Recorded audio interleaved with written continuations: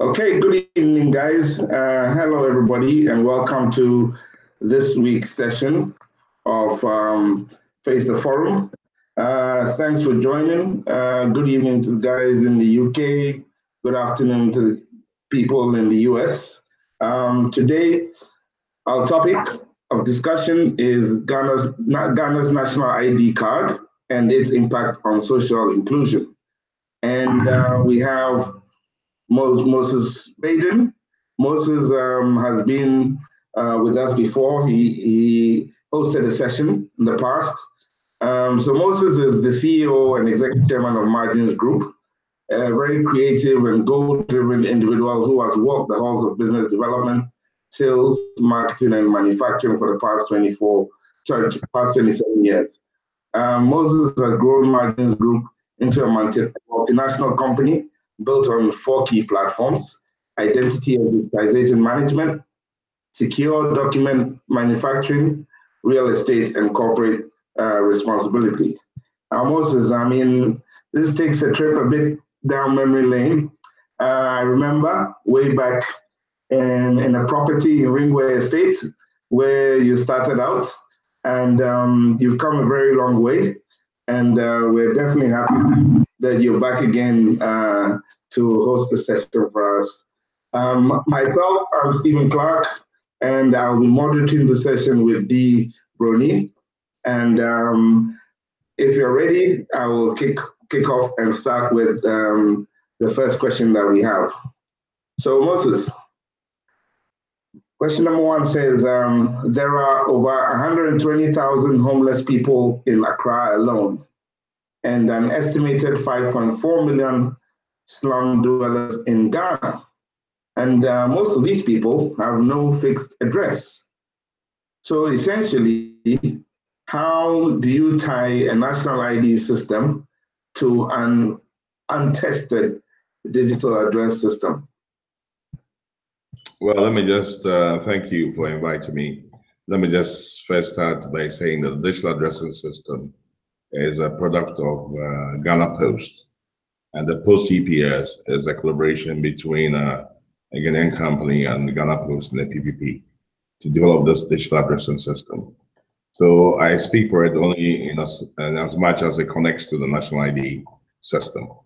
But primarily, since Ghana does not have a comprehensive addressing system that speaks to these 120,000 people that you mentioned who are homeless and 5.4 million slum dwellers, it means that we need a unique way to find people, not the traditional way, but using a unique way that suits our circumstances. So primarily, the Ghana Post is to identify where people live, whether they live in a kiosk or they live in a bus stop or whatever, where you can find them. So this pinpoints a GPS address that gives you a code, and the application can take you to a person, whether they live in a kiosk or a mud hut. So that's step 1. Once you can find people and you can tie that into a comprehensive database that contains all the relevant data fields that you need to have on people in order to have effective planning, in order to have data to analyze, to have policy. And then when you can find these people, how to implement that to reach these marginalized people is the first step. Because when you have the data, you can use all kinds of tools, data analytics, AI, and so on, to be able to craft policy and budgets that are accurate and efficient and would deliver services to the most marginalized of society. Okay, so essentially, then this digital addressing system actually, proves to be some kind of smart move, because even if you're in a kiosk, or you can have a digital address that can be appended to your ID. Indeed, exactly. That's the idea. Good. Okay, then we can move on. Dee, do you want to take on? Yes, absolutely. Moses, it's a great delight to have you on board again. Really excited to have you on board. I'm going to move on to the next question. And I think the question is a bit redundant, because I think you mentioned now that the responsibility is not on government per se, is it? Well, I mean, government has provided what is arguably the cheapest form of finding people without building an old infrastructure based on an old digital system. Primarily, you have a platform where people can use mobile devices to turn on the search function to locate themselves and then to put the address in. And with this code, they can be found. So it's a light solution. It is infrastructure involved is very small, and people are interested to generate these addresses because they know that government will bring the services to where they are, and that if they don't generate the right codes, then they will fall into the cracks in getting support for government social intervention programs. I mean, so that makes it light, easy to use, and if you look at the cost of it, it's financially insignificant compared to the advantages of being found, so that you can get the benefits of citizenship and you can exercise your rights and privileges of citizenship. Okay, so you spoke to us before, you know, the whole rollout of the ID system, you know, the whole program was rolled out. Can you tell us what the experience is so far, meeting the expectations? What are the positive issues, any drawbacks that, you know, that's come out as a result of the rollout? Well, I mean, we're in a private-public partnership with NIA under a public-private partnership contract that has gone through the public-private partnership guidelines and processes, which is chaired by the chairman of the Public-Private Partnership Approval Committee, working with the Public Investment Division. Now, the Public-Private Partnership Approval Committee has all the other stakeholders on it, and our feasibility was deemed to be bankable enough to result in a contract that has gone through several layers: Public-Private Approval Committee, Commission approval, gone to the Attorney General, come back for final approval, gone to Cabinet, and eventually gone to Cabinet. Parliament. So it has approval and broad stakeholder engagement. But as a private sector actor, we were looking at the experiences of the first national ID, in which we were a major subcontractor, and all the cards, and looking at the effect of that program, why it failed, you know. And our own understanding is that while technology is important, it's very important to understand the business and use case and the context in which identification is going to be used for social, economic, political transformation. So we conceptualized, designed, built, refined, and we incorporated this national ID system of NIA. Now, the theory is complicated, but the practice is a bit more complicated because the theory, but of course, because we've been in Ghana for 28 years, we, more than anybody else, understand much more the effect of trying to conceptualize a solution within the Ghanaian environment. But the Ghanaian environment is very dynamic, and we know that it's not as rule-driven as it should be. Contracts, timing issues, cash flow issues, you know, things like that in this environment packed on a project. So the project in this context could be a moving target in terms of its objectives because of the timing of resources and so on and so forth. Right. So that has been a challenge. Not being able to know, for instance, when you go to Parliament, when you're going to go through the process, your project plan, it looks like it's going to be 30 days, then becomes 60 days, you know, because of something, because of the ID card, because they have to go and do some discussion. But as a private sector actor, we're not really responsible for the policy part. Neither are we responsible for the control of the data, this protection, and so on. All those regulatory, legal,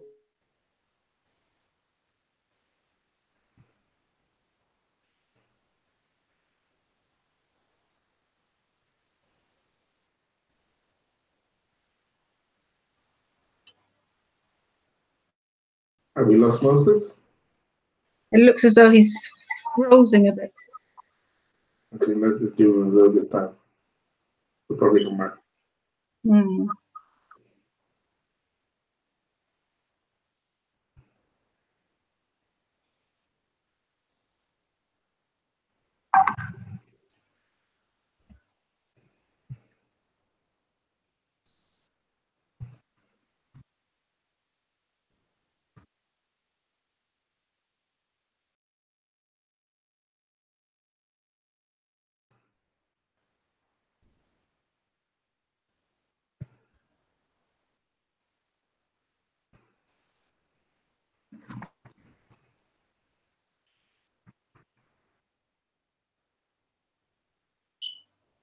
Yes, apologies. I think we've lost Moses and we're just waiting for him to log back on. So kindly bear with us.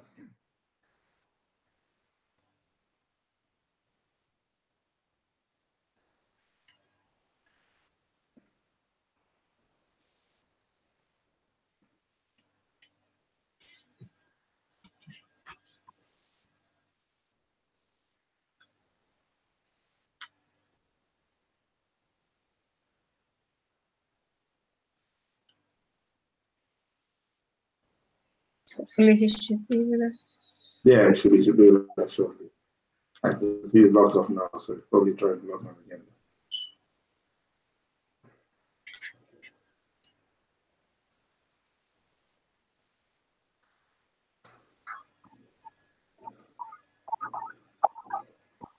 It's interesting that sometimes when you think of things, the technology then disappoints you. Absolutely. Yeah. But yeah, it's interesting what he was saying about the extent to which we can locate individuals, even though they might not have specific addresses.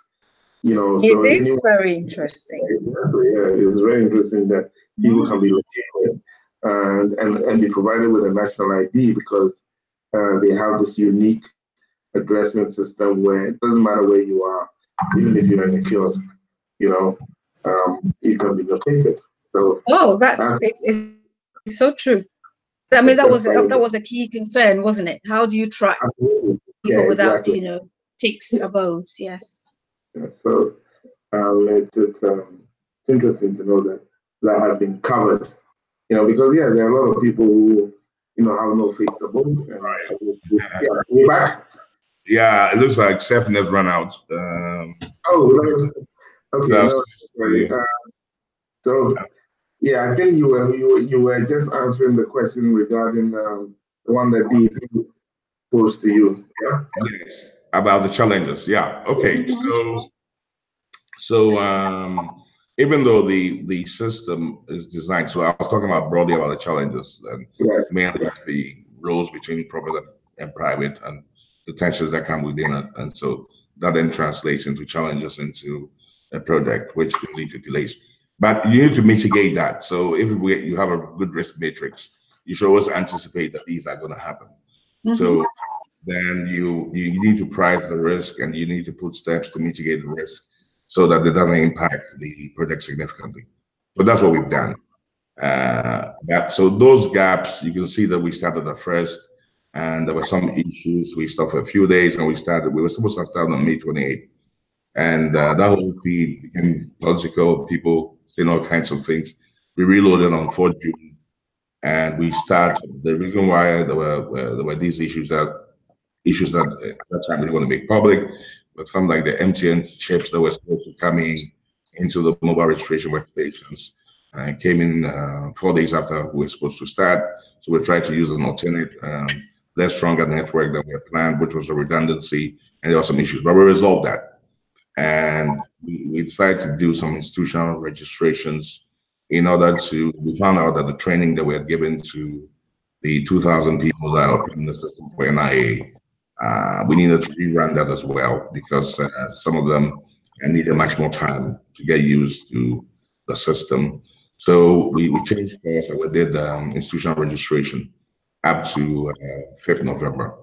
So in that institutional registration, we kicked in all the other training programs that we anticipated we may have to rerun in case there were issues with the training time and the capacity of people to absorb. So that's where risk management is very important because then you have a budget for all these. And you have alternate options that you already costed in advance, and you take those mitigators. So that's what you saw play out. But we were able to register institutions which had the qualifying documents much more easily and who underpin the integrity of the whole system. The whole system is built on a trust architecture. So when the system is launched, the first person to get a national ID card is the executive secretary of the NIA. And then he in turn uses his card to register all the staff of NIA.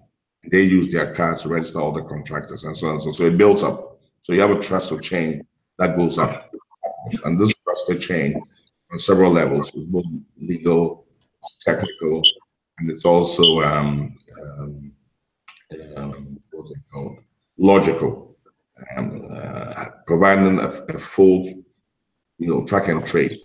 So that once somebody is registered, you're sure that you can find out whoever was registered, whoever is connected to his registration, because you can't come onto the NIA system without having a national ID card.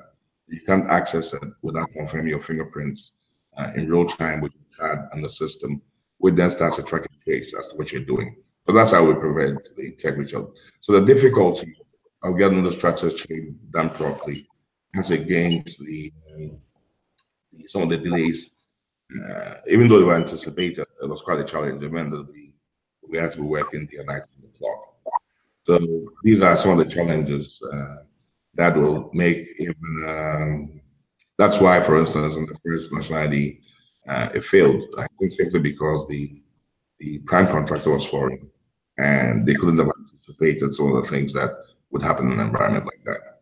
So yeah, that's but the risk mitigation strategies and plans and budgets and insights, because we're a Ghanaian company, we're much more effective, and so we're able to overcome all these early challenges. That's a very interesting point. That because you're a local company, it obviously gave you put you in a position to better understand some of the challenges and obstacles that come across. Yes, that's very important, because in Ghana, every government says they're going to pay you on 1st November. It's likely to be 1st March. You have to understand that. If you don't understand that, then you haven't made any allowance for mitigation. Okay. But I mean, the whole structure of this PPP is in itself a risk mitigation mechanism, because I don't believe that governments can implement projects like that by themselves. Not because it's just the environment, the bureaucracy, the law, the speed of reaction. When you have a system that is going obsolete in 60 months, you have to ensure that you hit your targets. Otherwise, in 60 months, it will be a new technology, and you always be playing catch up. So by isolating the investment to the private sector, you don't have to rely on the Minister of Finance to provide money. And we will provide money based on our feasibility study and the bankability of it. So we finance everything else.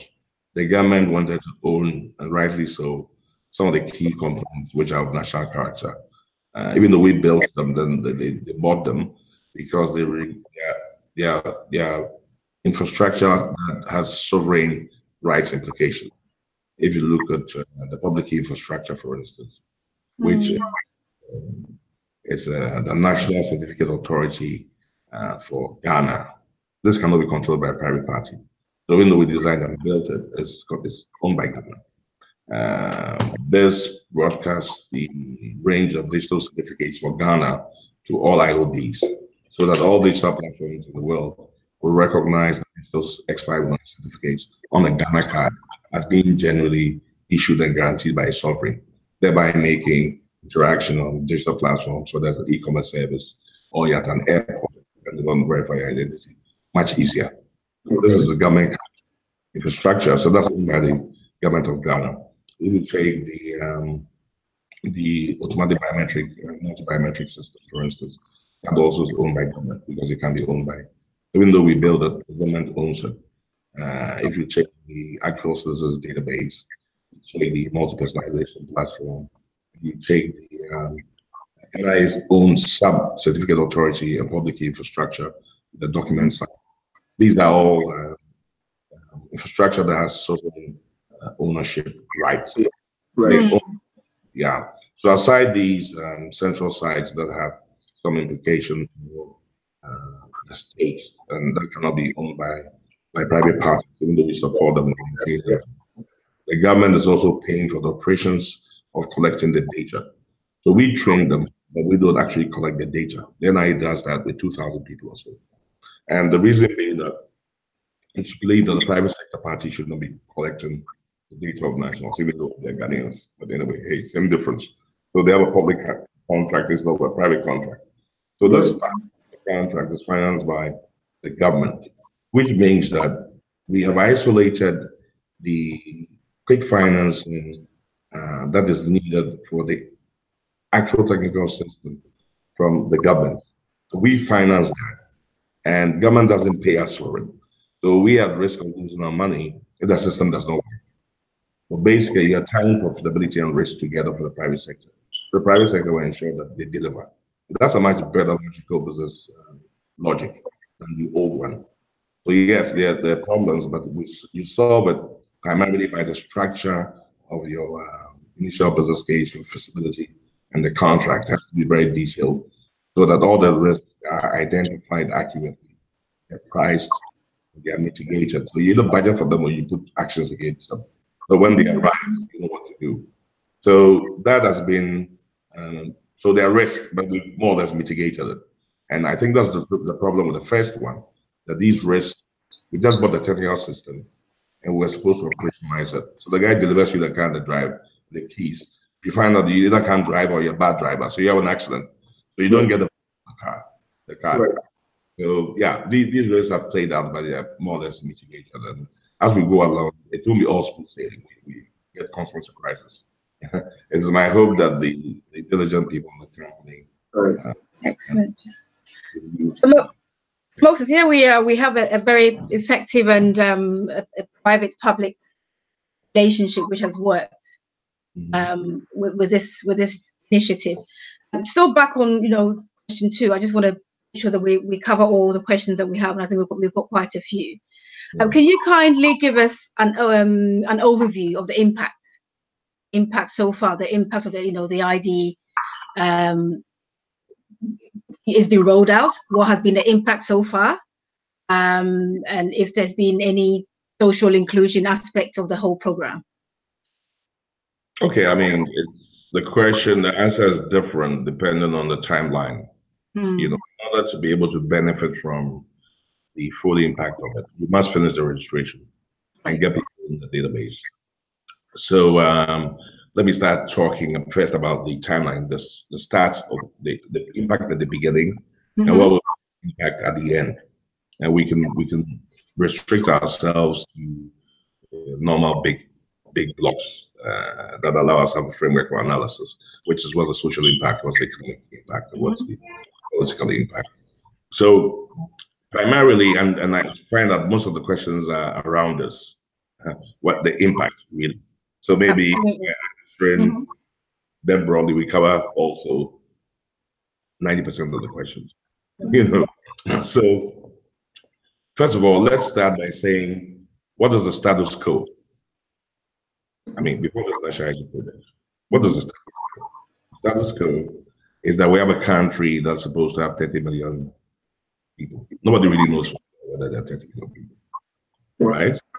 So because we don't know for sure, we have an idea because we have a census and we have an idea of the demographics and the segmentation of the demographics, the age brackets and so on. But we need much more detail that in order to be able to have data. And without data, they're really guessing, And because we are in the digital world now, data is much easier to collect. And when you collect data, you don't even need to be very intelligent.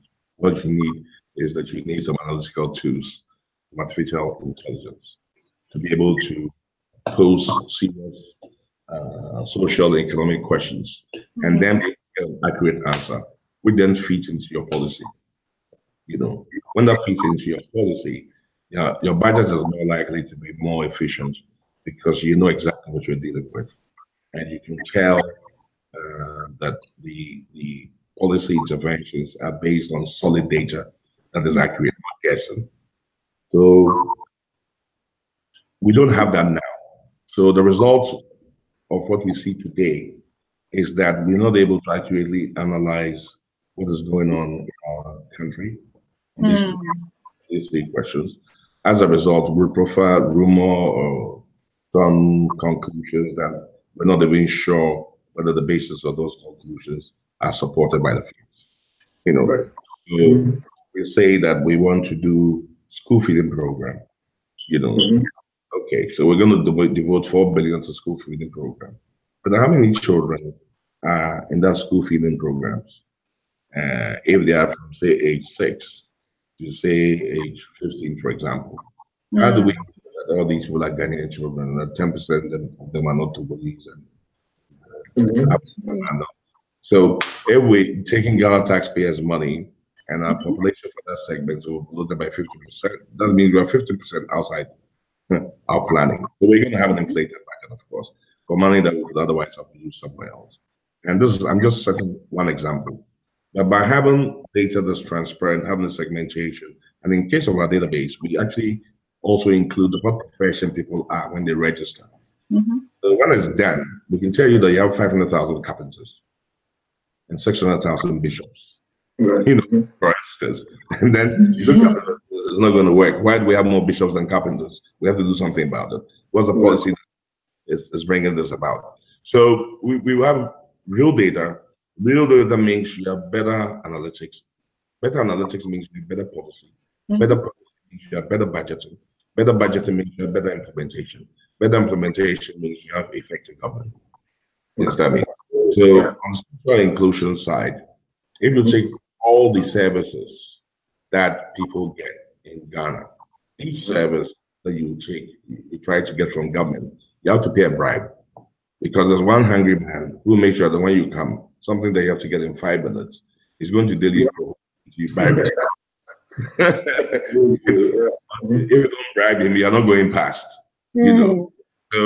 So this frustrates citizens that every single service, take driver's license, passport, the critical things that you need to live your life, even public transport, you know, or getting your ward into a school, is a struggle because you have to go through manual systems that there forever, that are riddled with corruption, and has built a culture that's not going to change because people are in a rent economy and a rent political environment, and that's your mindset.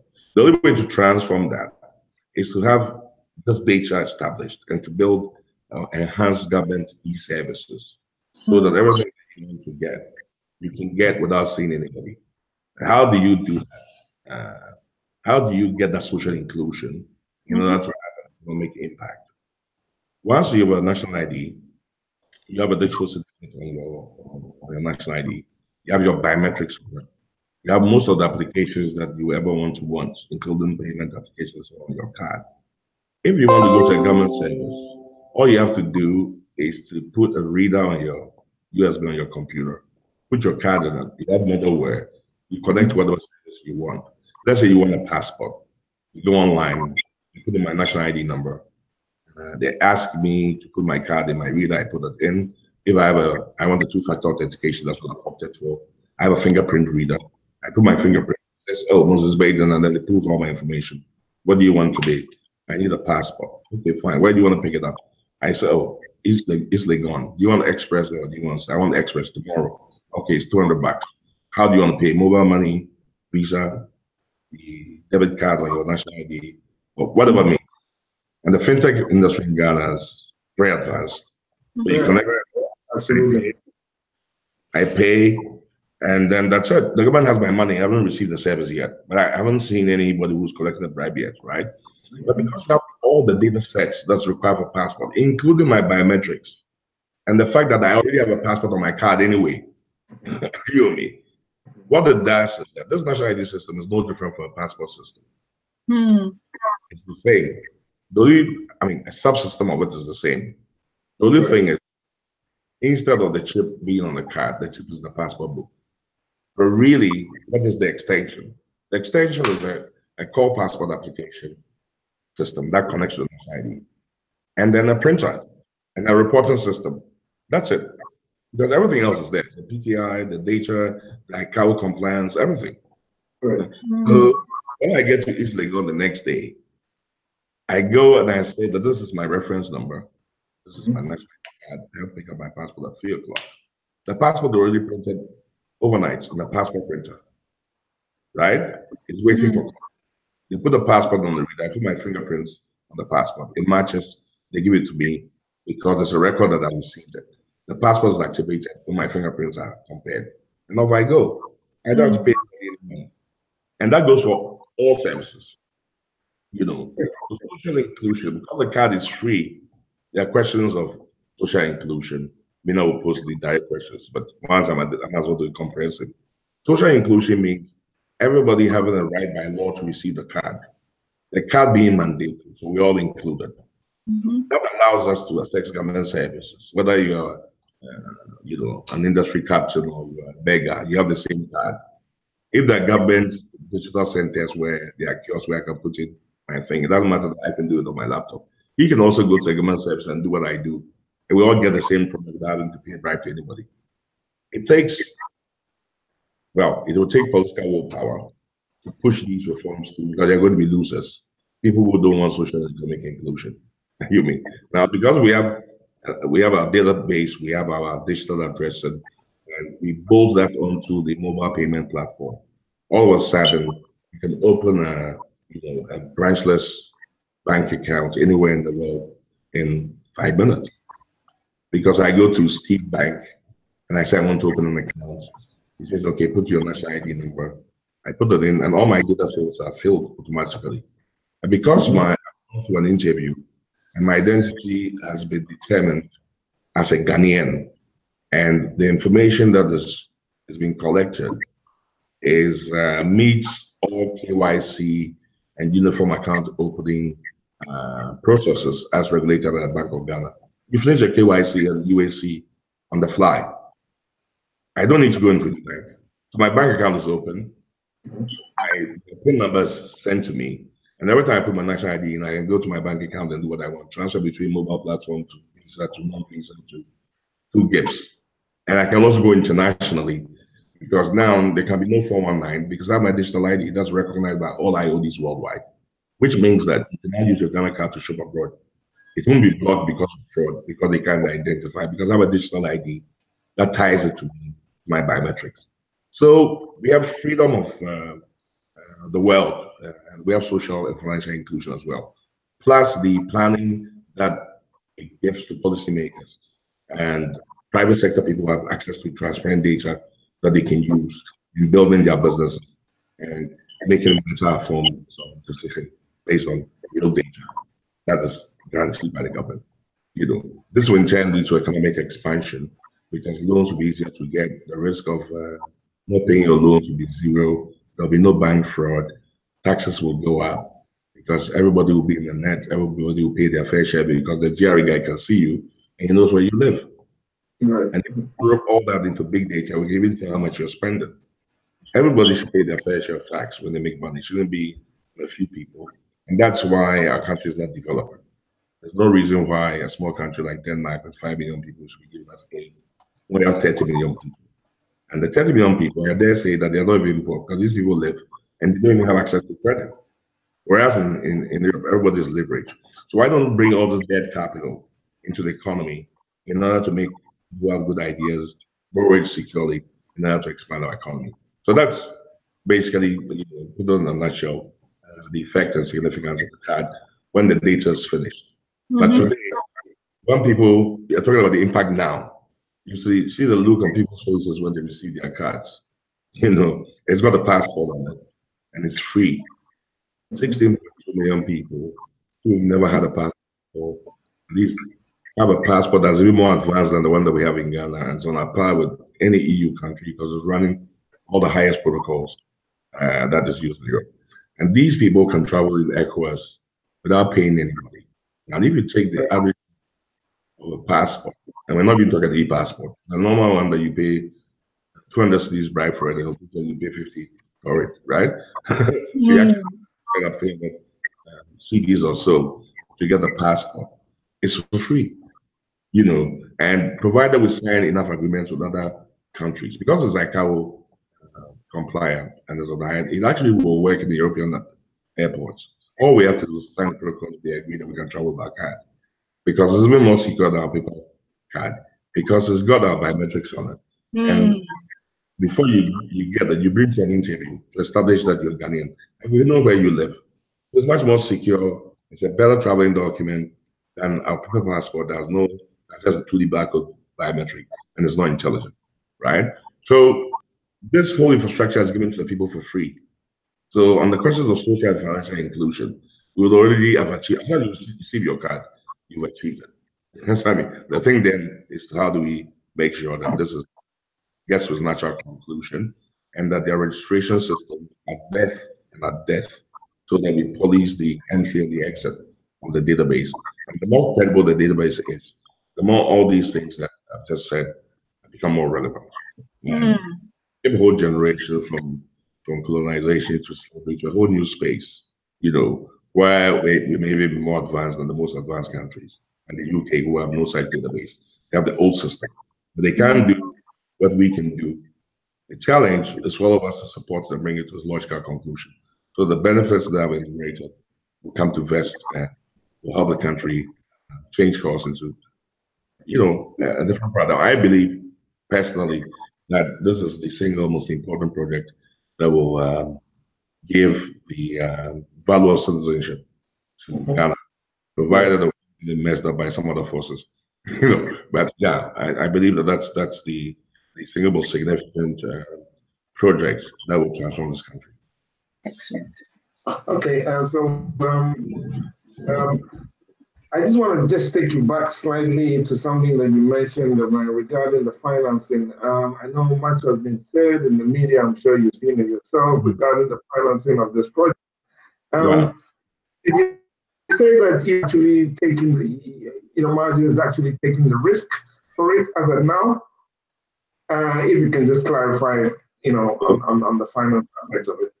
I'm sure you've heard that I made some 1.2 billion. But anyway, that's not true.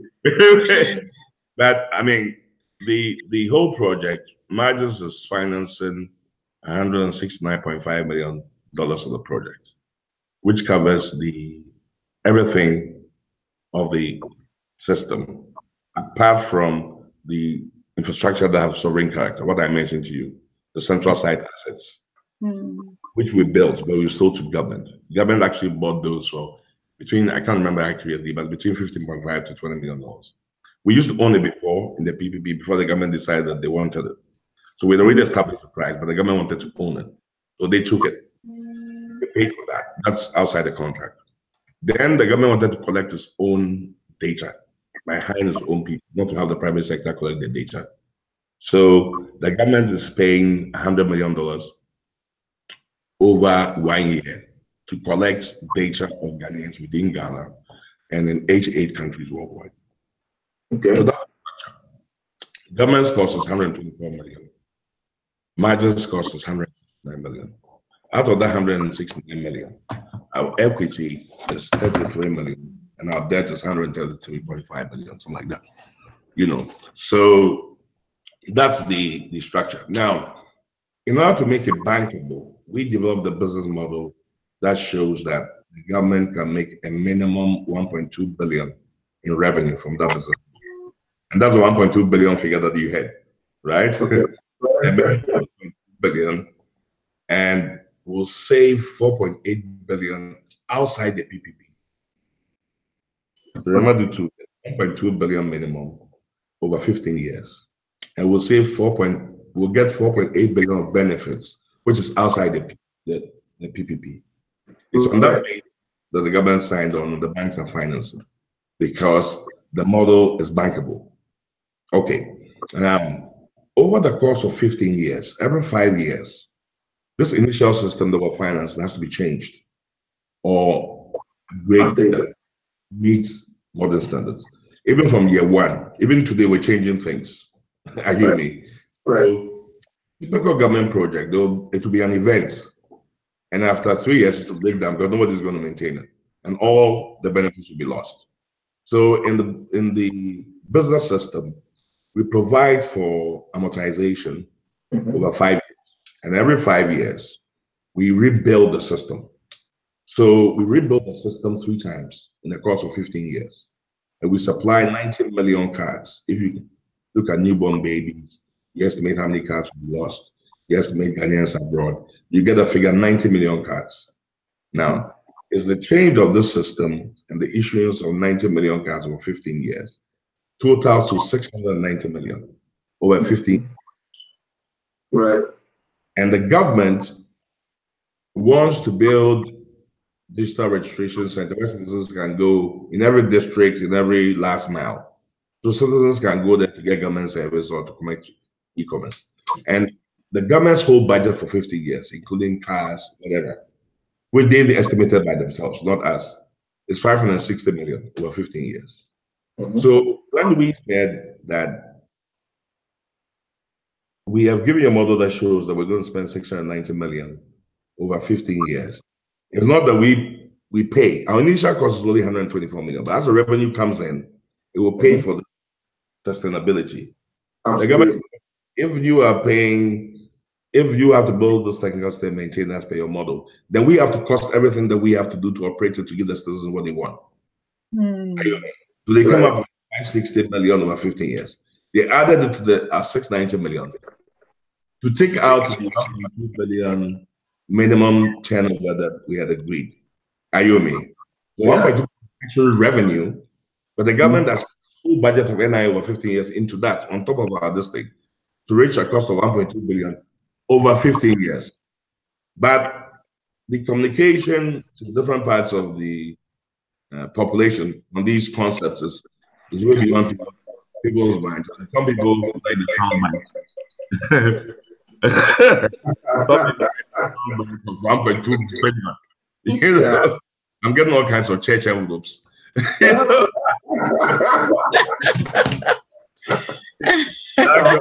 Well, thanks. We are financing the government, not the other way around. Right. So Okay. money. We have borrowed money from home and abroad. I mean, there's 75 million being borrowed from local banks, and the rest is from outside. And then we have equity of 33. And believe me, we are financing the government. The government is not paying us anything. Maybe I should publish that so we don't get any harvest envelopes anymore. That's usually the case, isn't it?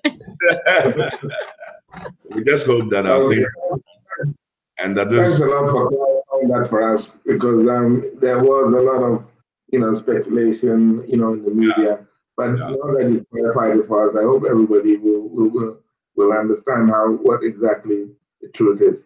So we need to move on. Some statistic that will put this in perspective. Okay, right. National ID that we started, we manufactured all the cars. Yeah. Before we move on, Steve, actually, I think somebody's asked on the platform a question with regards to security and the fact that, of course, this is the whole thing is for Ghanaian nationals, isn't it? It's ID for Ghanaian nationals. Yeah. There's been news about foreigners trying to apply for Ghanaian passports. How do we avoid that? How do we overcome that challenge? Okay, this is in the operational and legal part of the project. Right. So the way that is designed is that the first thing that you do is to go for an interview. Okay. The interview is done by interviewers who are Ghanaian, who have been selected and trained by NIA and selected lawyers in determining how you determine whether somebody is Ghanaian. Right. So when you take your form, you go to the interviewers and they ask you the basic questions that establish your citizenship.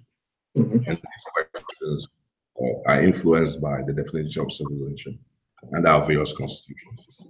And they ask for certain evidence, your parents, where you're born, what language you speak, what classes. They have a way. When they are done with your form, they sign your form.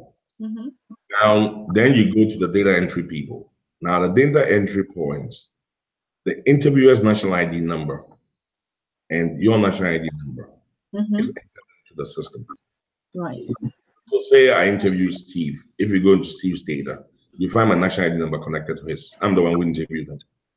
Now, the person who's entering the data, before you can even open the system, he needs to put his card in the reader connected to the registration station and put his fingerprints. That's even access the registration. So his fingerprints are also connected to Steve's, Ayumi, and so on until you get your card. Now, when you get your card, your applications are not active. So the registration officer takes your card and takes it to what you call an issuing station.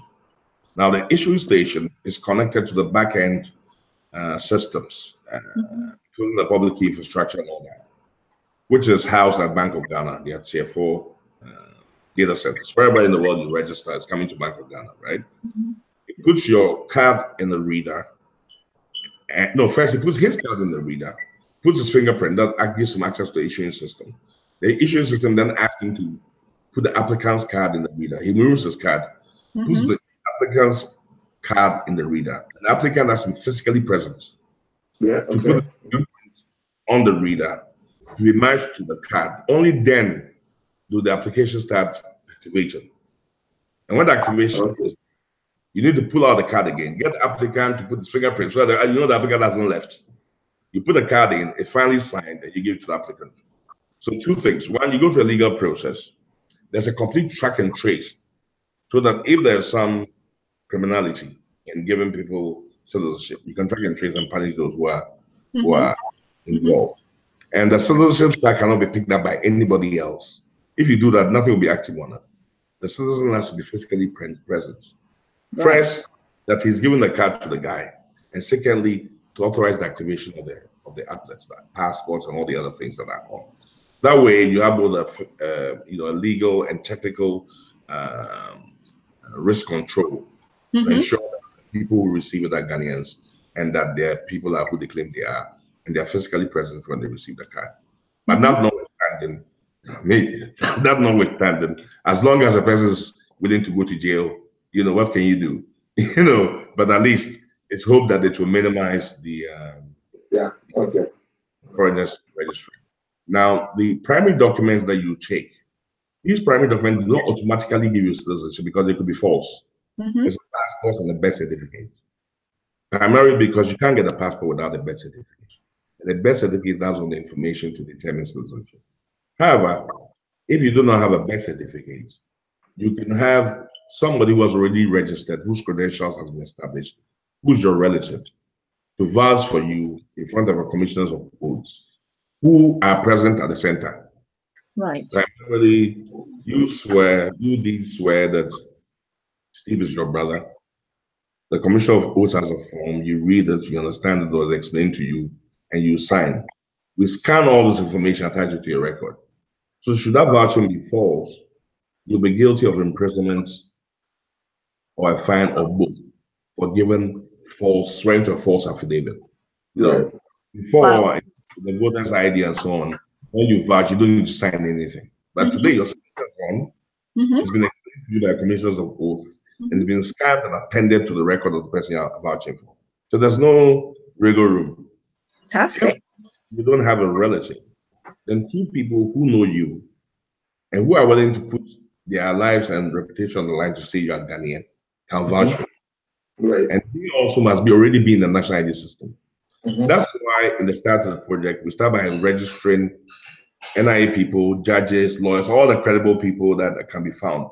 And have a lot so that they can vouch also for chiefs, so the House of Chiefs and all those people, assemblymen, so that the vouching process will become a tree of trust that goes on and on. So that's the way it's done, Excellent. Okay, all right. Brilliant. Okay, let's move on. Next question says, so a socially inclusive society is defined as one where all people feel valued, their differences are respected, and their basic needs are met, so they can live in dignity. In your estimation, what are the challenges in the provision of a national card, ID card, in ensuring this social inclusion? Well, the challenge is obvious, is the financial cost. But by doing a PPP, we've not placed the entire burden on the government. If the government were to finance this by themselves, because they never have the money on time and because they have other priorities, there'll be delays. If there are delays, the project will never see the light of day. The money will be wasted. And that was the point I was going to make before. Then the first national ID was also free. But because the money wasn't available when the data was captured to print the cards, go back into the field, find the people, give it to them. In the middle, the project stopped. And it's not the project delayed for more than 2 years. The project was off. We spent $100 million of taxpayers' money on that project, and we delivered only 1 million cards. So it means that the card is $100, right? So if you multiply $100 by 30 million Ghanaians, you get 3 billion. And that's not revenue, it's cost. That's the real cost of the fare system. So now the challenge is that if we're saying that in order to promote social and financial inclusion, we cannot charge for that card, then we need to find a way to ensure that nobody is left behind. Everybody gets the card free so that they're inclusion. And then we find other ways to pay for the card. And that's the essence of the conceptualization of our PPP that we sold to the government since Nelson's time to now, Ayumi. That primarily, if you have monopoly over identity, you shouldn't be poor, because the two big groups of people who will make you rich, these two people are the people who need to have accurate identity to make money, and the people who need accurate identity to save money. Those people are prepared to pay you per click to give them the true identity of people, because they're either going to make a lot of money on it or they're going to save a lot of money on it. When you aggregate these people over several financial transactions, you get a minimum of 1.2 billion, which people will eventually give to you. But you have to prove the business case. And the government says 4.8 billion from duplicate systems and from inefficiencies. Application by multiple identity systems that do not have a proper trust foundation, and that then become breeder documents for messing up the identity ecosystem in order to bring inefficiency, fraud, or criminality. So that's the if you like, the premise for overcoming the challenge of social inclusion. As long as it's free, you're not discriminating. As long as you can find a way to pay for it, you can sustain it. As long as you have the data, then everybody who is marginalized and who you can't see because the data is not, is all of a sudden visible. Not only do you know their age, what they do, and where they were born, what their parents were, what their level of education is, what they are doing at the moment, you also know where they live. So it's very simple. You can, I don't know whether Steve's opening statement of 120,000 slum dwellers is correct. I don't know what the data is based on, but you can be sure that it has a wide margin of error, because it's not data that we can as we call. I would imagine so. I would definitely imagine so. Yeah, I would definitely imagine so. Yeah. The challenge is getting everybody to get the card free on time and making it easier for them to use it, and giving Ghana the data for planning that's accurate, so that we can, every time we read the budget and we go through a budget year, the theory and the practice has a wide gulf, because the numbers are not based on data that's accurate enough in order to bring some precision and efficiency to the implementation of design policies. There will always be that make the budget fail. This will cure that. It will bring people together. It will include them at no cost to themselves, and to help government to find those marginalized people, so everybody's included in the economy and in the society. Moses, can I ask? I mean, there are you mentioned some prerequisites of having a passport and it's really the same certificate. Imagine in Ghana the number of people without birth certificate or passport, don't even know when they were born. Some have parents who are deceased and they're passed. So who's going to vouch for those people? How are we going to manage those people? Oh, those people have relatives. They don't have relatives, they have friends. Right. Yeah, so, and maybe they don't have friends, they have community leaders, they have chiefs. That's why you start by registering all of them. A chief of a village can basically vouch for the whole village if he wants. Okay. Because what's in identity language, you call the chief system. It's a very important part of identification, because in every village, the chief knows the subjects. You can get the knowledge of every family. So he's the best person to vouch for. He also chiefs, priests, pillars and leaders of society. They live in the society. A Nigerian guy can't go to my village in Mankesima, is not even a village.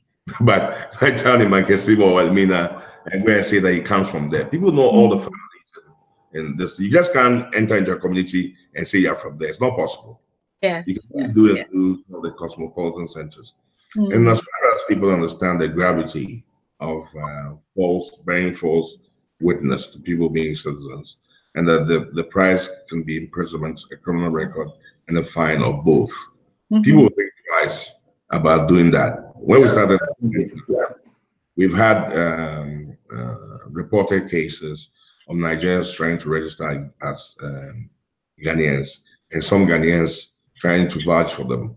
So quickly, I think NIA put in some new communication on vans and so on in that dental area, reminding of the gravity of bearing false witness and vouching for people falsely, and the fact that you can go to prison and you'll have a criminal record. Are you me?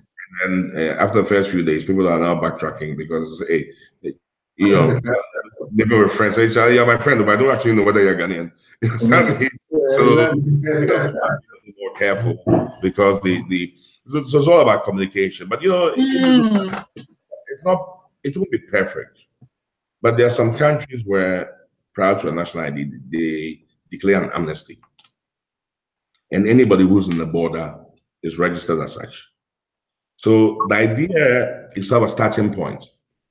Are you me? But the fact that you succeeded in registering as a Ghanaian does not mean that you can keep that registration, because going forward, people will still challenge the basis of your receiving the card, and the fact that we can trace right down to who registered you means that you found out in the course of using the card. You know, so people will think twice. I think the important thing is to ensure that once and for all, we know how many Ghanaians there are in the world, and we know where they are and what they do, so that we can plan for them.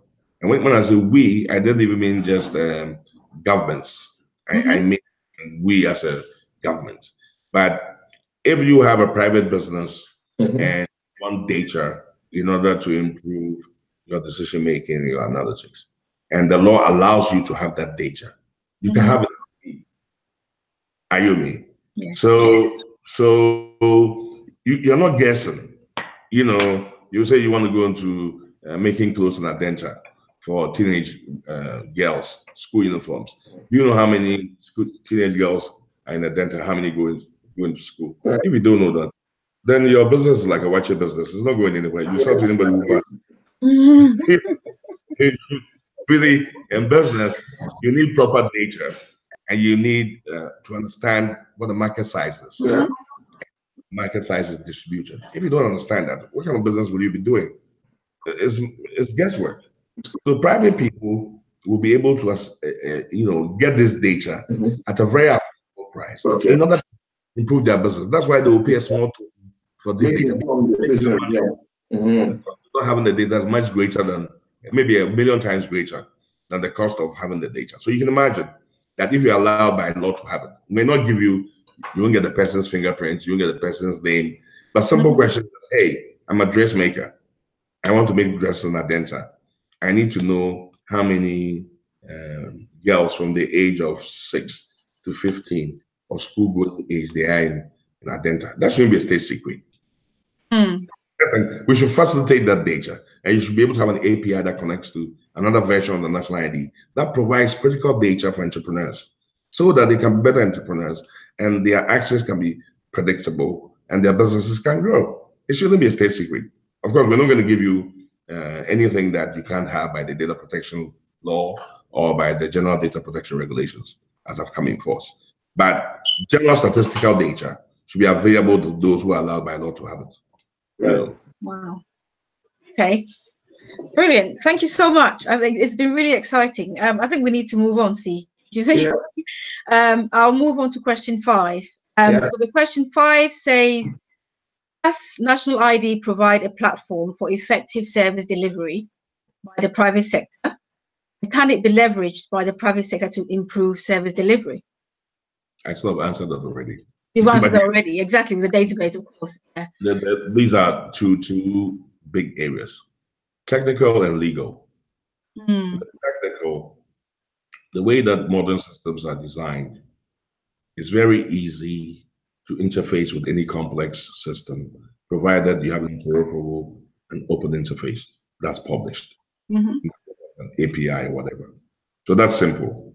We're using open international standards interfaces for all our systems. So even though they are secure, multiple instances of the same database tailor-made for legally for different segments can be interfaced to the API, and people who are a right to access it can access it seamlessly into their own peripheral systems without any problem. So yes, that will then help the private sector to scale with relevant data, just like I said before. So that's a short answer. Absolutely. Yeah. Okay, so that's a short answer. So it's a short one. Excellent. So that's good. So we move on to the next question then. Steve, do you want to go with the next question? Yeah, well, I can. So, this one says, what are the long-term strategic plans of the National ID program? You know, for example, is it tax revenue to boost economy, security, other consensual benefits? And how are these plans being communicated to the public? Well, I will speak to it because I know of it, and it's also part of our feasibility. But this is mainly the NIA part of it. But in the long term, all databases that are in the country are qualified. When I say qualified, one, they either have flawed routes, which means that you can inject false data into it because the gateway is so open. And two, they don't cover the whole population.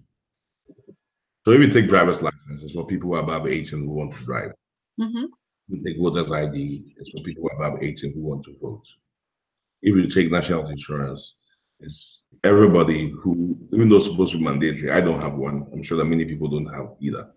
You know, if you take TIN numbers, we only have 1.5. If we take passports, we have only 2.5.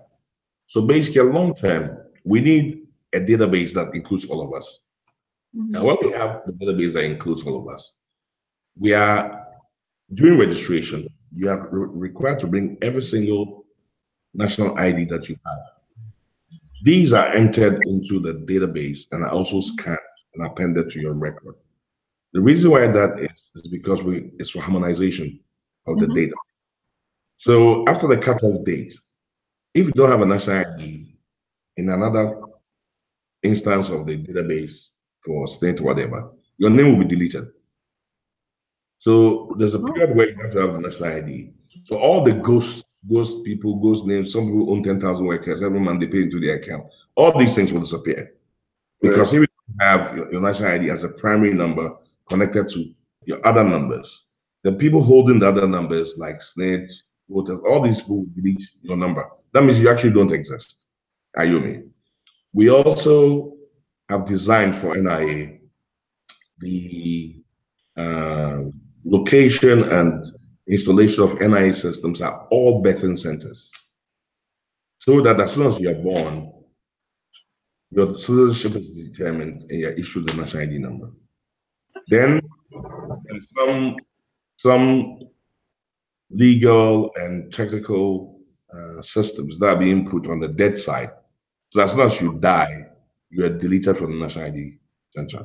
And the way that that's designed is around a lot of things, including insurance, death insurance and all that. You need a certificate of death that is underpinned by your national ID, which then is deleted. And there's only one national ID gives you that clearance that you get all those best. You can't get the letters of administration. You can't do anything without going through. That way we clean the system.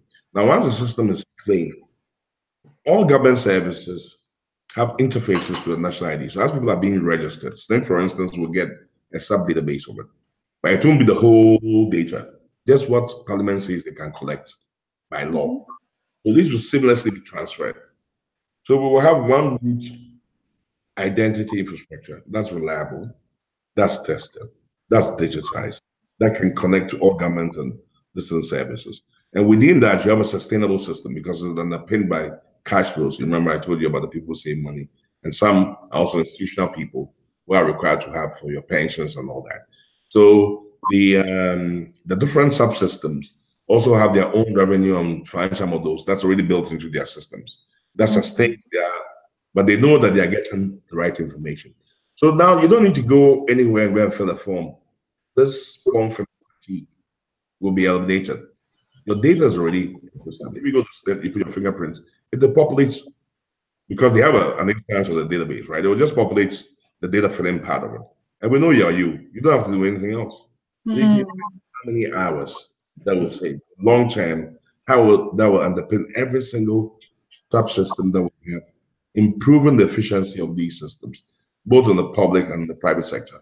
So I guess this is, yeah, it's a medium answer or a short answer, without going into the detail of it. But you can extend that into particular ecosystems, and you can see that effect of having that will be so huge. And this has nothing to do with the national ID system. This has to do with the effects on long term on other private and public actors. And it is these savings that will be calculated to be a minimum 4.8 to 5 billion. And that's been consistent over 15 years. So if you add the revenue of 1.2 billion, which will make sure NI is not being funded by government again. The other part being that the technical system, government doesn't have to maintain it because of price insurance is not maintenance for a long time, so it will always run. And then out of the PPP, the 5 billion the government will save in efficiencies across government services without counting private. You can imagine the multiply effect that we're talking about long term. It's huge. I mean, we can calculate it, but I'm sure so can you. So it's huge. Yeah. Wow. Excellent. And what guarantees do we have, Moses, in terms of, we know there's some partisan nature of our nation.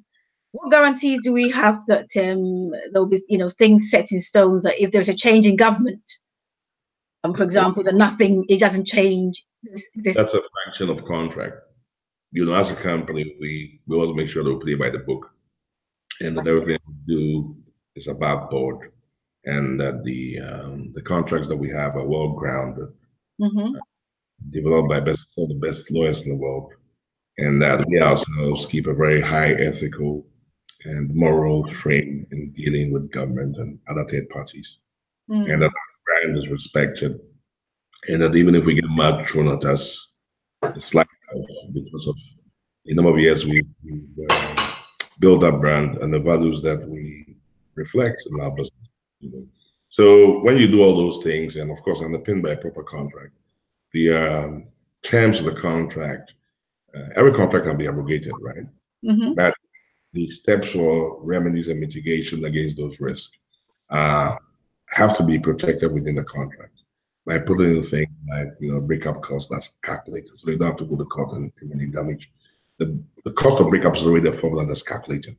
So if you're going to break up the contract, you know how much you pay in advance. It's not something that but that's why you don't hire cheap lawyers. When you hire lawyers, you have to make sure they're the most expensive.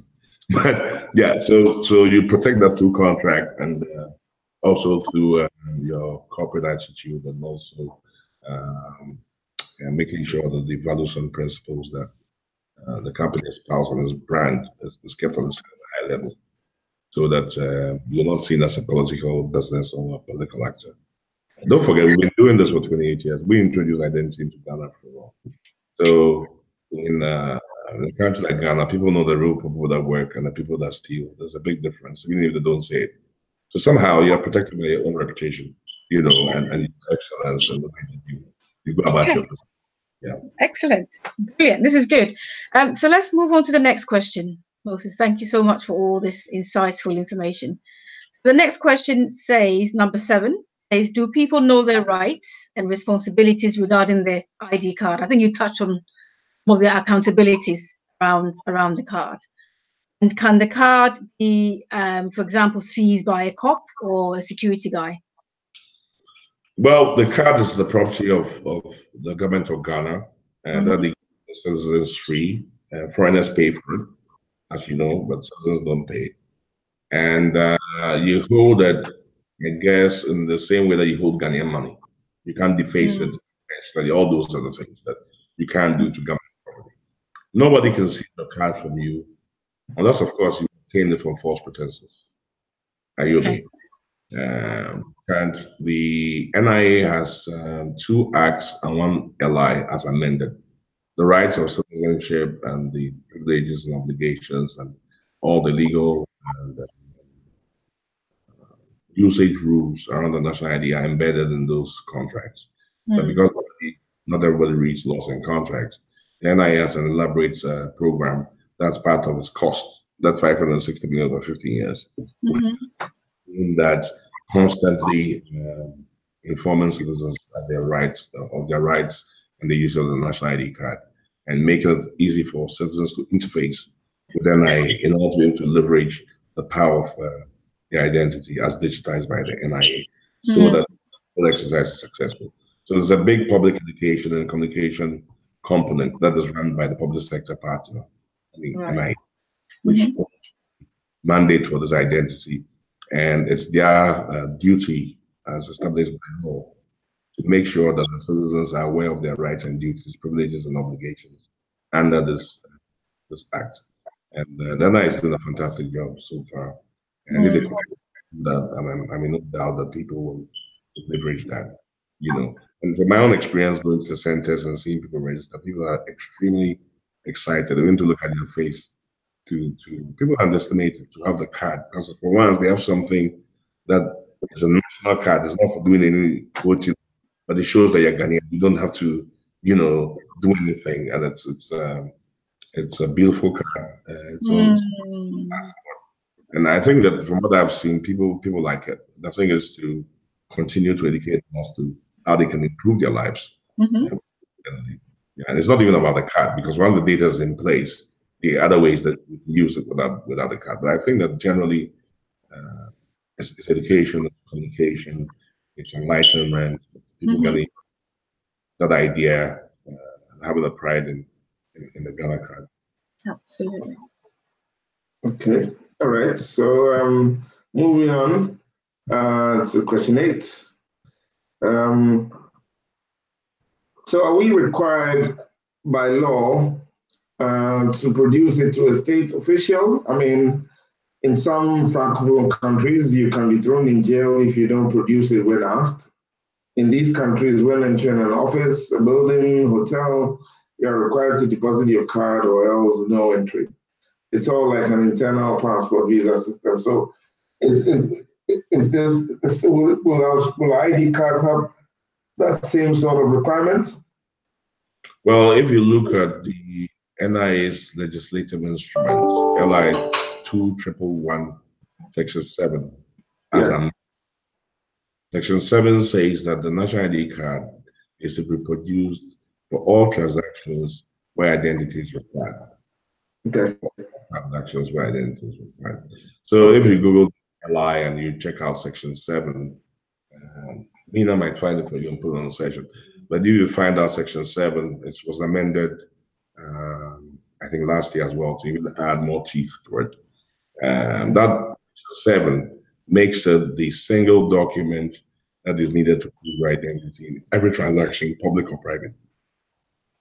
Even landlords are supposed to require your national ID card when they do your contracts, so that they know who you claim you are. That's also designed against terrorism and all that. If you remember the Kenyan bombing, the main premise for how the bombing was done was by issuing false identities. And so the people that went to the hotel to lodge there before they bombed the shopping center where one of our senior citizens died, where their main way of getting through that security was by using false identities. So it's very important to ensure that in all these transactions, every transaction anybody does in public or private, they prove their identity. And Section 7 makes this mandatory. And that proof is the card. Okay, thank you very much. Dee, do you want to carry on with 9? Yeah, absolutely. So the next question is question 9. And I think you may have touched on a few of that in your earlier answers. Can you enlighten us about the systems being used currently? I mean, I know that you're working at, long-term plan is a huge database.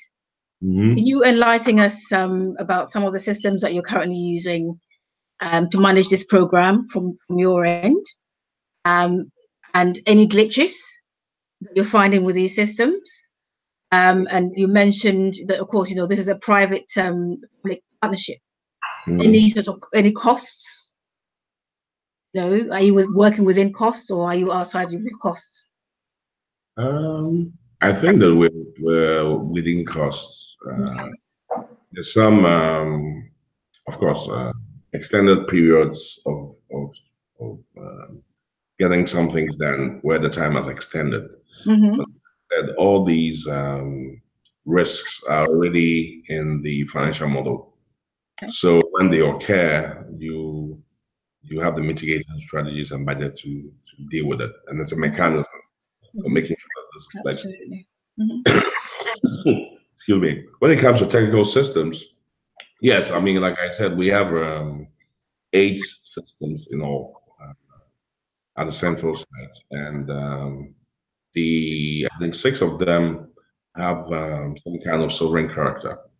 So these are controlled by the government, and Okay. we help them. But we designed, conceptually designed, and built it. And some of the systems, some of the systems are, very specialized systems. And sometimes we've designed and conceptualized and then outsourced that to be built, and we brought it back and had a look as to whether it works the way that we want it to work, and then the into the other systems. Now, the ones that are sovereign, I don't know how much I can say because there's some non-disclosure agreement issues. But broadly speaking, you've got security systems. I talked about 2 security systems in terms of public infrastructure and so on and so forth. Because on the system, each device that can talk to the system needs a digital certificate. And these digital certificates have to be renewed from time to time so that you can't have any alien systems coming into that ecosystem. Okay. So that is one. These 2 systems are owned by the government. We have some document signing systems that sign the documents to show that they're signed by the government. We have some multi-biometric systems, face, iris, and fingerprints. Okay. We collect data from the registration stations. We're comparing this data in real time under 5 seconds to determine whether the person is on the database or not, and then bringing the right set of data sets to encode and write to the card all the applications that I talked about. So you got biometric system, you got a database, and they interact. We've got data handling systems that have web services between the different systems. And interfaces allow them to transfer data. We have to make sure that these systems are aligned in terms of rate of data transfer and so on. And so when you first start running these systems, because they are built by different parties, and some by ourselves, there are some fine tuning to do in terms of how they integrate and so on. And sometimes the difference in the communication links, whether it's LTE or 4G or 3G or fixed wireless and so on, determine the modifications that you do from subsystem to subsystem. Okay. These are normal challenges, even though you design and you look at technical designs and conceptually they work. When you actually hit the field, you find little variations that you have to account for. And so you need to think through the business case in order to make the technology work. For instance, we for the first time in the year, instant issuance, but we also have deferred issuance, and we have issuance. The reason why we designed it that way is because we understand the Ghana environment. We've been involved. We know what the issues are. So if you don't know that if you get to a village, move over a river, there will be no GSM signal there. And so you have to accommodate in your design that when you collect data, you can defer the issue. That's right.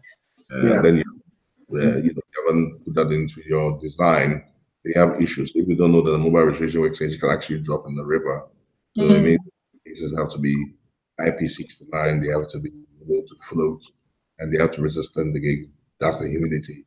Then you'll be very surprised. So yeah, these things are part of is not really. And like I say to people, the important thing is not even the technology. The technology you need to understand the technology. You can buy it from anywhere. The important than the use case and the business case, which is far more complex than even the technology. But then you apply that and have the capacity to ensure that the different subsystems are working to the same interfaces, and you're adjusting them to suit the business case.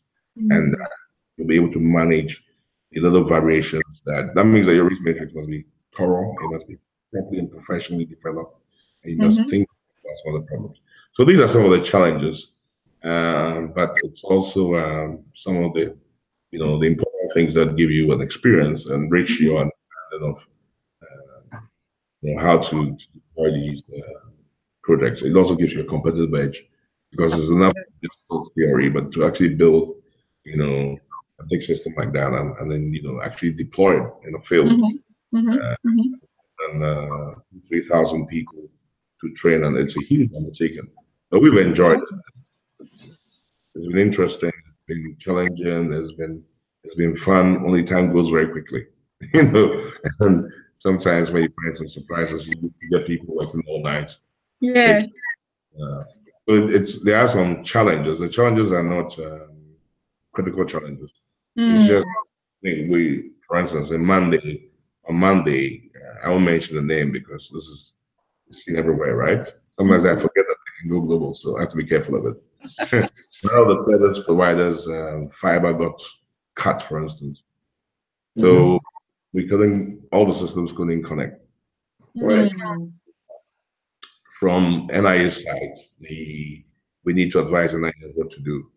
These are some of the things so you got innovative WhatsApp groups to all the technicians. So you can reach 2,000 people that, to tell everybody to switch to deferred issuance for the time being and then switch to another network. And all this was 10 minutes. IOME. And you forget that using simple everyday social media tools and so on has changed the world completely. We could 1,000 people in instant. Move to deferred issuance within 10 minutes and switch to another network within the next 5, and inform the service provider about the fiber cut to Bank of Ghana. They fix it within 30 minutes. And within 1.5 hours, we'll switch back onto it. And nobody even noticed there was anything wrong. So these things they're not challenges, but things that happen. It depends on your experience, and it improves the way that you understand how to improve the environment. You mentioned the connectivity of all the systems, and you also mentioned people vouching for people and all the accountability. So there are records which are connected and which are linked. Yes. So why then do you remove? And this is from the platform. Why then do you remove somebody when they die, rather than? When I say remove, there are several. Okay, that's everyday language. Okay. They are no longer active, but their records are on the system. They're on the system. So they're flagged as disease. Okay. Yeah, nothing leaves the system. Even if you register twice and you have a hit and it goes to adjudication and we determine that you attempted to register twice, we don't delete that transaction. It's just not part of the life system that we use. Right. You chase everything. Yeah. Okay. That makes sense. Okay. That makes sense. Thank you very much. Okay. So moving on, there's another question that comes in, but I think you might have sort of answered it. It's a question that says, does the system provide APIs to allow value-added systems services to be bolted on, similar to what you might have in the UK? I think you mentioned that. I answered that. Yeah. Our system, it's an open system. It's an open standards. So all the interfaces are open. And so APIs can be supplied under NIA's guidance. Don't forget that everything I'm telling you, we're just a private party. We don't have any money to do anything. We're working for the National Identification Authority. So really, it's up to you. Answering that, but I mean, because we're in a business forum and I know the answers anyway. So the caveat that it's an NIA mandate. We are just the technical partner of NIA who are conceptualizing and designing and building and financing, cooperating with NIA to ensure that whatever the private sector can help NIA to do is done. And NIA is actually, we're behind NIA, but the APIs to be published are subject to the law and are subject to NIA's control. But technically, everybody who's entitled to access the system by law can access it, or different versions of it, not the primary system. The primary system is completely offline. but they're going to be various versions of it that you can access.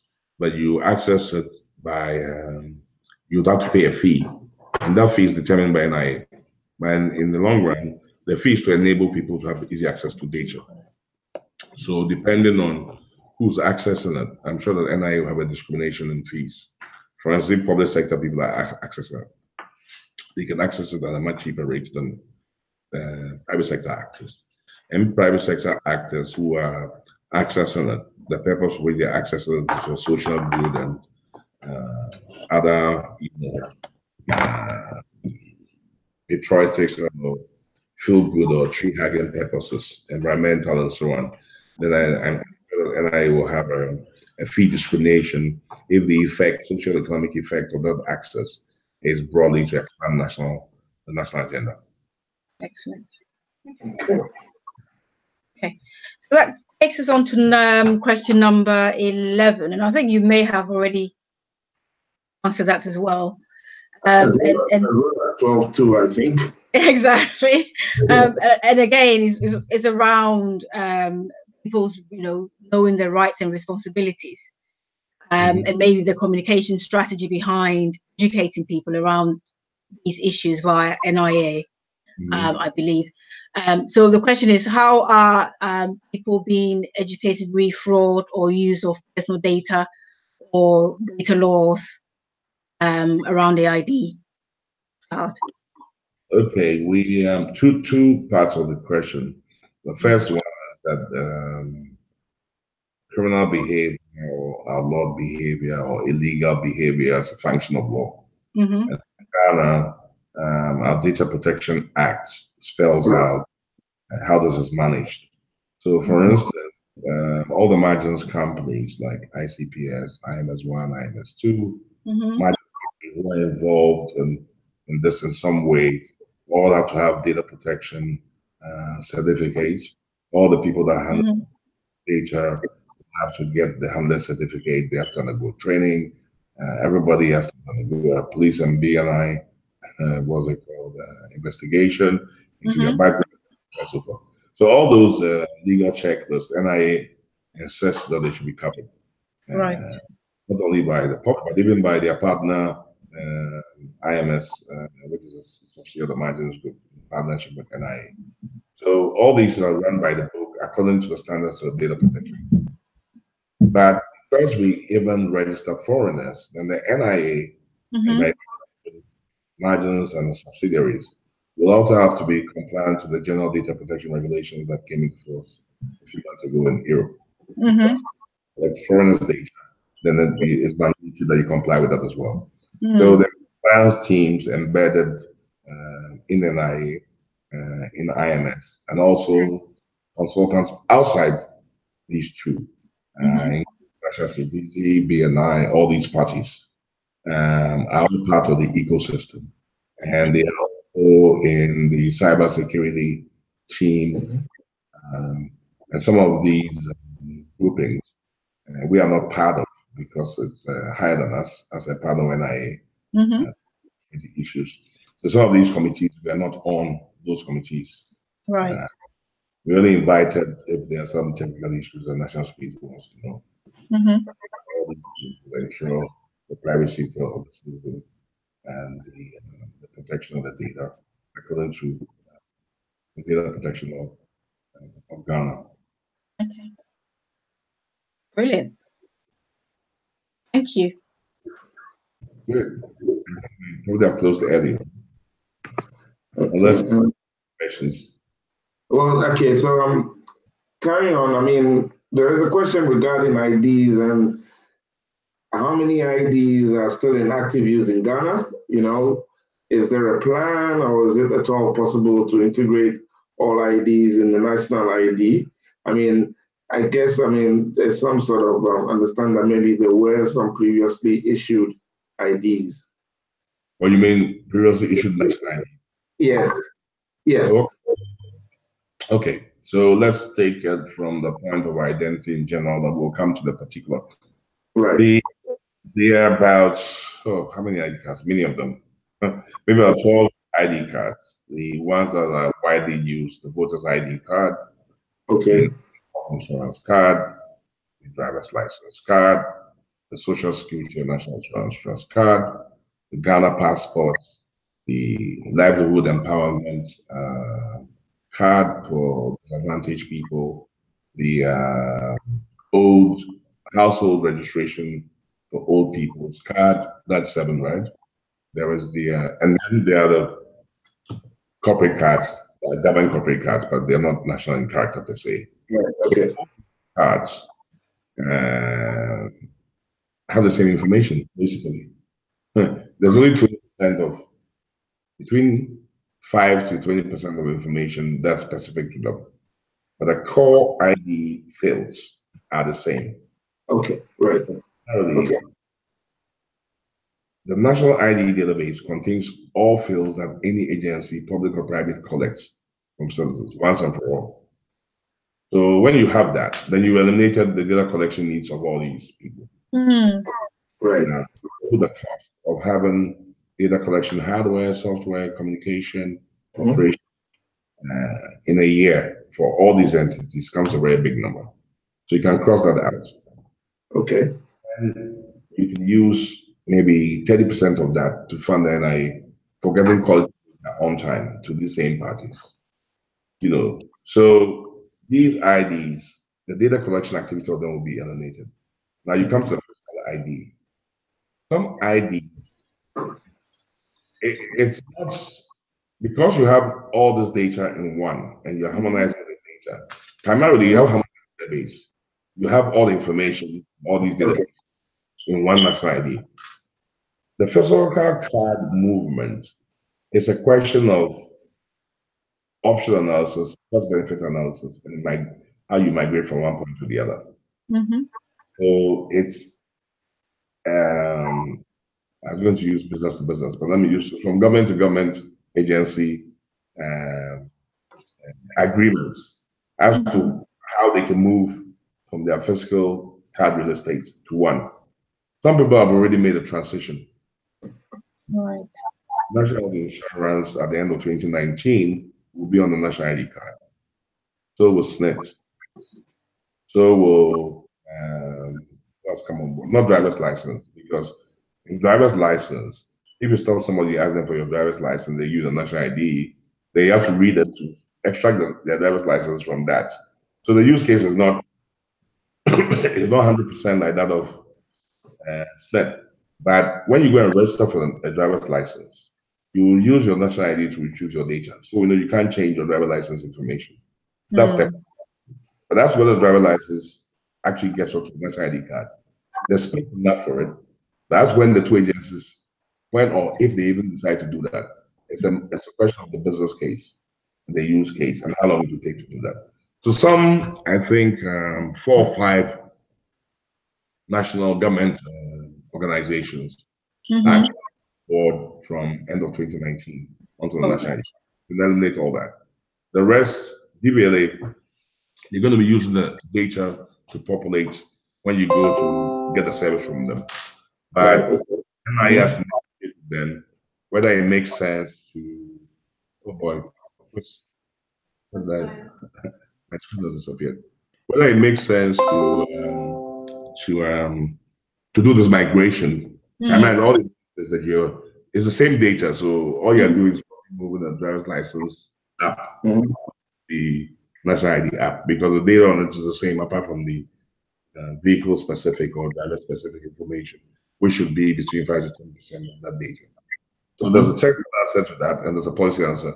I'll give you the technical one. The policy one is when I need to decide with DVLA, for instance, when they do the migration. But yes, the answer is that the 99 card technically has capacity to absorb all the ID cards in Ghana, because these ID cards, typically they are 2K, or so the active part that is specific to the organization, apart from the general part. It's not more than 2K, 4K. The national ID card is 120K. So no problem. Okay, so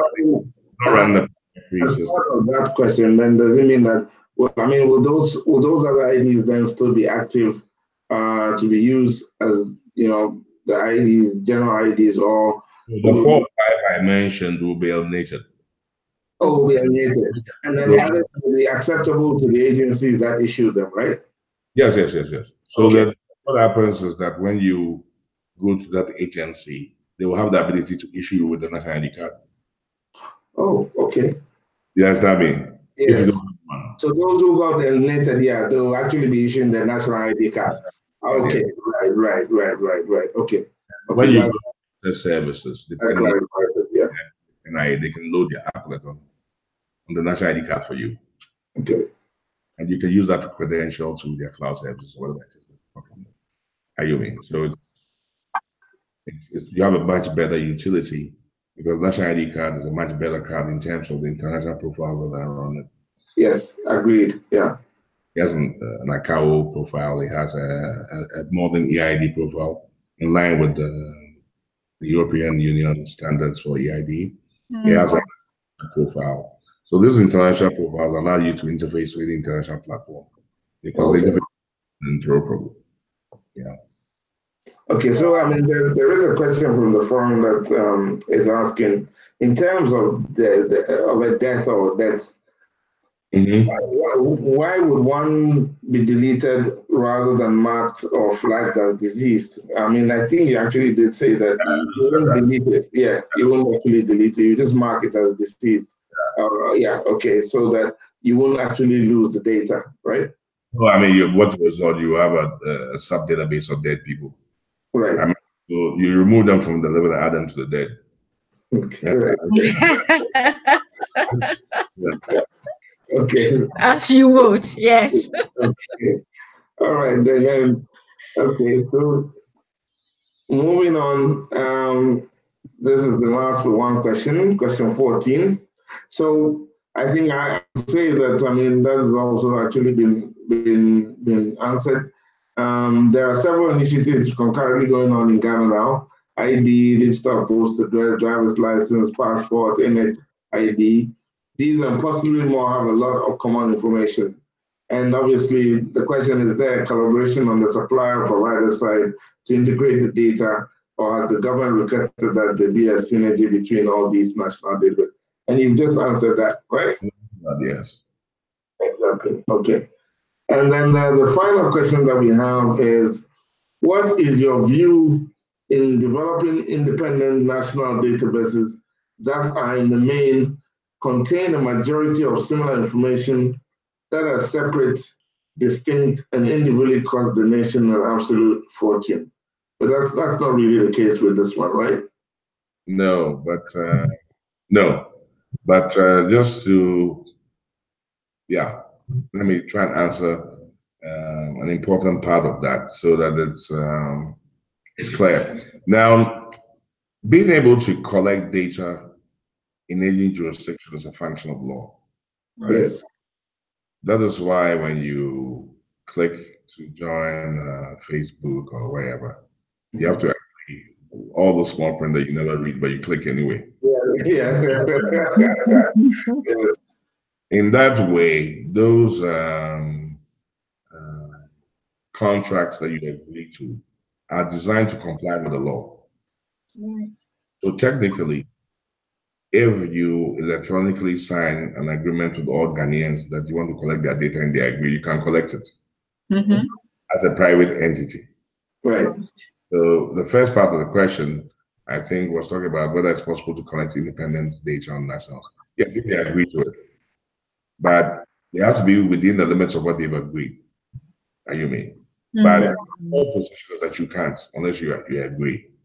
Now the national ID is different. It's the parliament, the sovereign parliament of Ghana, which has passed that makes it mandatory for all of us to give our information to the government. Right. And the two acts of NIA and their ally. Until that law is changed, it's a legal obligation. So the House one has the force of statute, which is brought into being and has its normative force owing to a sovereign body of elected people by the people of Ghana, who that delegated sovereignty can pass an act that makes it obligatory on all of us to obey the law. Then, by that statute, Because NIA serves a creature of statute and the law prescribes how they go to function. We're all bound.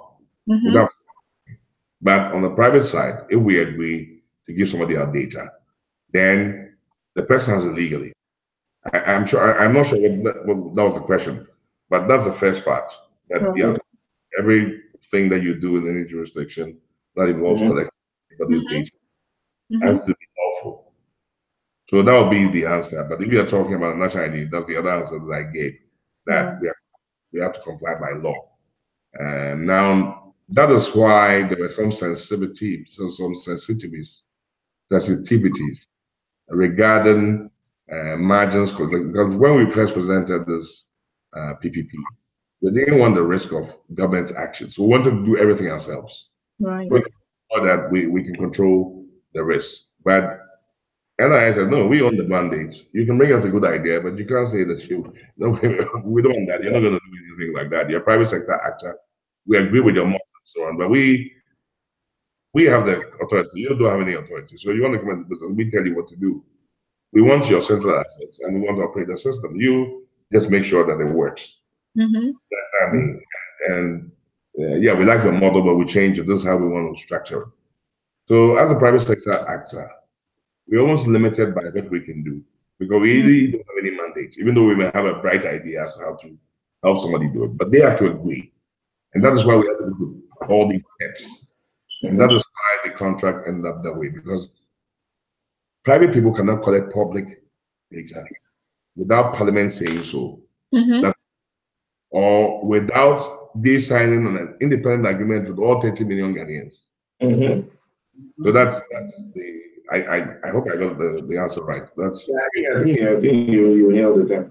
And I mean, so for us in the diaspora, I don't know whether you might be privy to that. I mean, when should we start? When do you think we will be able to start applying for our IDs? Well, in the project, the start of mass registration, 6 months after mass registration, NIA is supposed to be in 88 missions worldwide.